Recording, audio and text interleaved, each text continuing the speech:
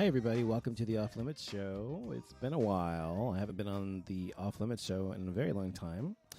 I don't usually actually even do my Off Limits Show that often anymore unless I have something to say, something specific. So tonight we're talking about rumors.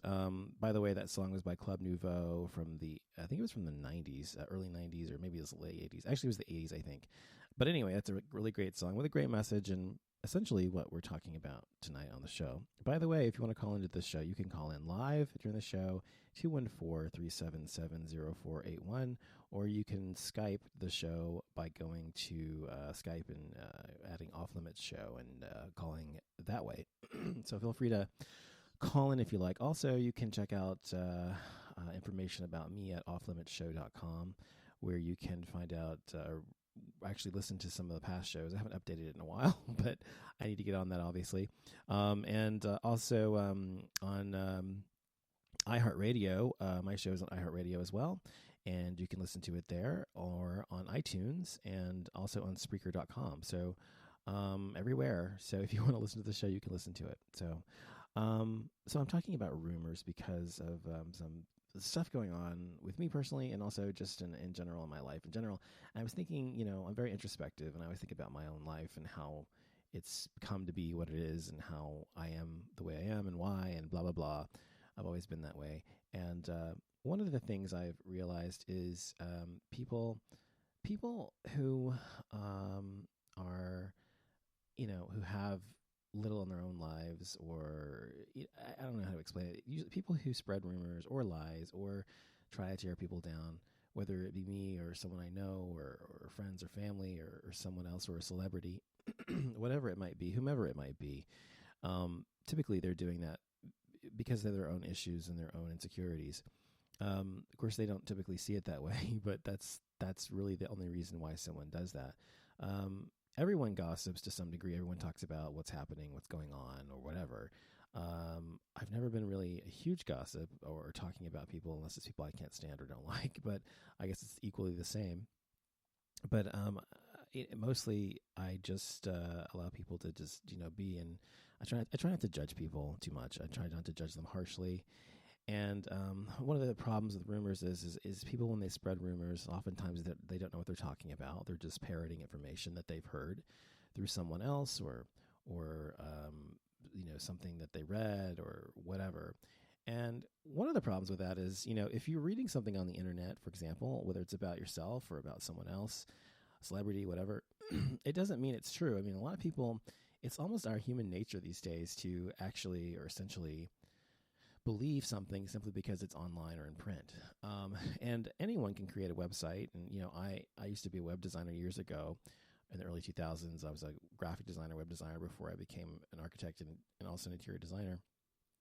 And I know how to do that. And I could easily do that for anything I wanted to say. And I have many websites that I have created and that I still have and host for various purposes. But anyone can go online and write anything they want, whether it's their own website or someone else's website. And it doesn't make it true. And so one of the problems, I think, with society today is that we don't actually vet what we're reading. We just take it as gospel or as truth because we're lazy, too lazy to actually move on and try to read something or try to find out whether something is actually, true or not.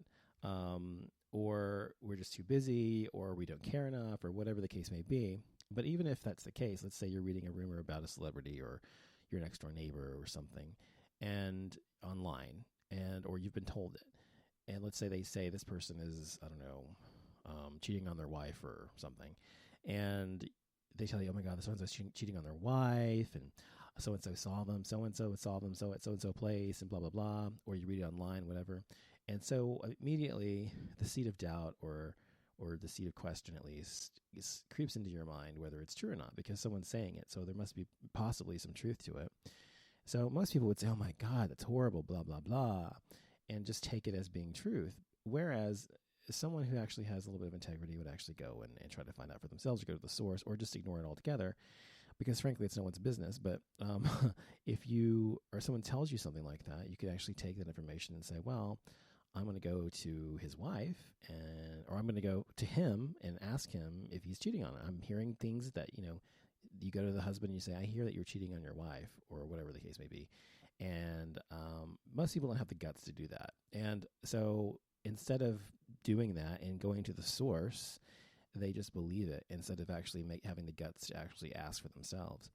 And so that's one of the problems we have, is people don't actually take the effort and make the effort. It's like a lot of things you see online, for example, like especially political stuff, especially from the right wing.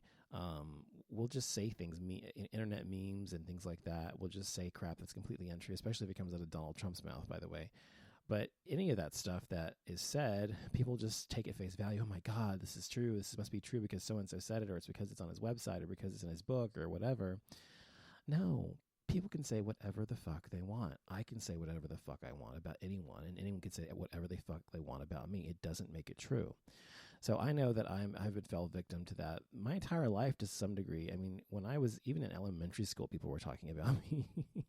I've always been different. I've always been someone who was not part of the mainstream.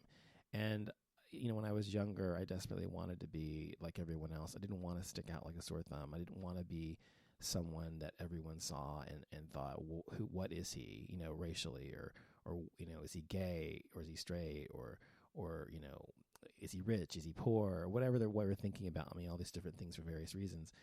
And so I've had to experience that my entire life, and it does get tiring to an extent, because being different means you're going to stick out, and wherever I go, people notice me. I'm not saying because I'm just drop dead gorgeous or because I'm perfect or anything like that. I mean because I look different, and I am different, and I dress pretty well most of the time, and I don't know, I just, for whatever reason, I stand out. I always have. So in elementary school and middle school and high school and college and job interviews and jobs and things like that, and then in my own businesses, ultimately, I've always been someone who was unique. And being that has sometimes raised the ire of people. And I hate to say this to sound, I don't know, narcissistic, or that's not the word, to sound like I'm conceited or something, but people sometimes are very jealous of me for what I have accomplished or what I have in my life. And I don't know, not everyone, of course, not everyone feels that way. If you are secure in what you've done with your life and who you are as a person, there's no reason to feel jealousy or envy towards someone else, obviously. But a lot of people, when I was in middle school and high school especially, people, how do I put this? I was just different. I don't know how to put this.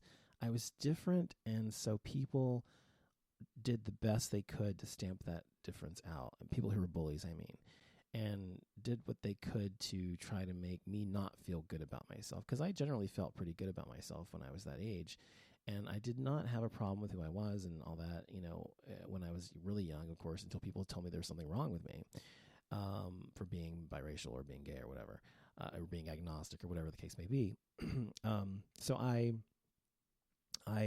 had a really good sense of self-worth.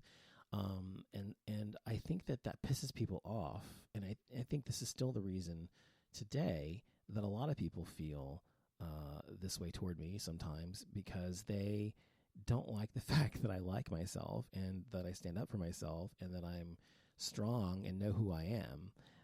It pisses people off who don't like you. They want to try to tear that down, and with rumors or innuendo or lies or smears, or campaigns, or whatever it might be.